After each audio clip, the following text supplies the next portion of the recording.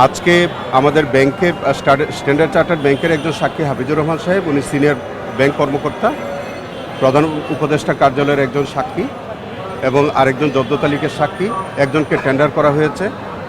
এই পর্যন্ত 32 জনের সাক্ষীর সাক্ষ্য নেওয়া হয়েছে এবং আগামী 14/1/2025 সালে তদন্তকারী কর্মকর্তা সহ বাকি সকল সাক্ষীদের অবশ্যই উপস্থিত থাকার জন্য আমাদের সর্বশেষবারের মতো সময় দিয়েছেন।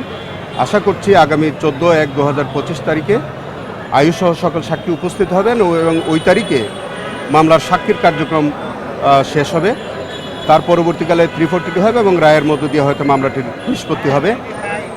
ইতিমধ্যে 32 জন সাক্ষীর যে সাক্ষ্য হয়েছে, আপনারা জেনে ইনশাল্লাহ খুশি হবেন।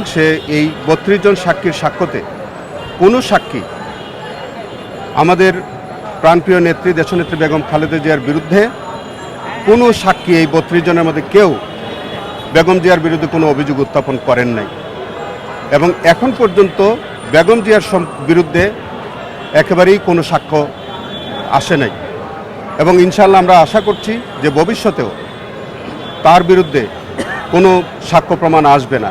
এর কারণ হচ্ছে বেগম খালেদা জিয়াকে শুধুমাত্র রাজনৈতিক হয়রানি করার জন্য এই মামলায় অন্তর্ভুক্ত করা হয় এবং এইটি আপনারা জেনে থাকবেন যে পূর্ববর্তী সরকার অর্থাৎ শেখ হাসিনা সরকার এই যে গ্যাস ফিল্ড সংক্রান্ত যে অভিযোগটি আসছে নাইকোর, সেইটি একটা পরিত্যক্ত গ্যাস ফিল্ড, এটা তৎকালীন সরকার শেখ হাসিনা সরকারই দিয়েছিল নাইকোকে এবং শেখ হাসিনার বিরুদ্ধেও কিন্তু একটা মামলা হয়েছিল। সেই মামলাটি তিনি যখন প্রাইম মিনিস্টার হিসেবে ক্ষমতায় আসেন তখন তার মামলাটি তিনি প্রত্যাহার করে নেন আদালতের মাধ্যমে।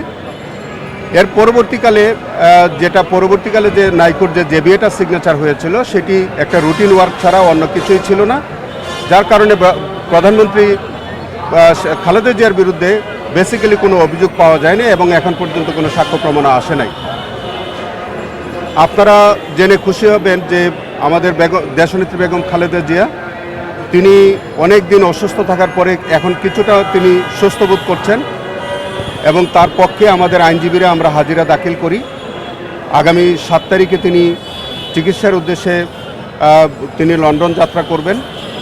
আপনাদের কাছে আমরা সকলের কাছে দোয়া প্রার্থী এবং আমরা আজকে মাননীয় আদালতকে সেটি আমরা অবহিত করেছি। এটা অবহিত করতে হয়, আমরা আজকে মাননীয় আদালতকে অবহিত করেছি এবং আমরা এটাও বলেছি যে তিনি বিদেশ গেলেও আমরা তার পক্ষে আইনজীবীরা হাজিরা প্রদান করবেন, যেহেতু এই বিষয়ে আদালতের একটি আদেশ রয়েছে।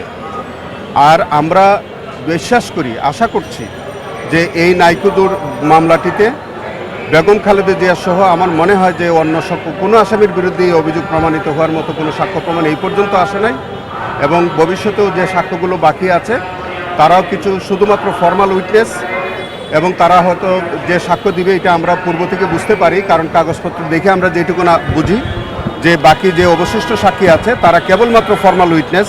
এই ফর্মাল উইটনেসের মুখ থেকে তাদের বিরুদ্ধে দুর্নীতি সংক্রান্ত কোনো অভিযোগ আসার কোনো সুযোগ নাই বা আসবেও না। আর যে সাক্ষীগুলো আমাদের সাবস্টেন্টিভ এভিডেন্স যেগুলো এসছে তাতে এই পর্যন্ত 32 জন সাক্ষীর কারো কাছ থেকেই এই আসামিদের বিরুদ্ধে অভিযোগ প্রমাণিত হওয়ার মতো কোনো বক্তব্য আসে নাই এবং সেই কারণে আমরা বিশ্বাস করি যে আগামী 14/1/2025 তারিখে সাক্ষীর সমাপ্ত হবে এবং 342 রায়ের মধ্য দিয়ে ইনশাল্লাহ আমরা ন্যায় বিচার পাবো বলে আমরা আশা করছি।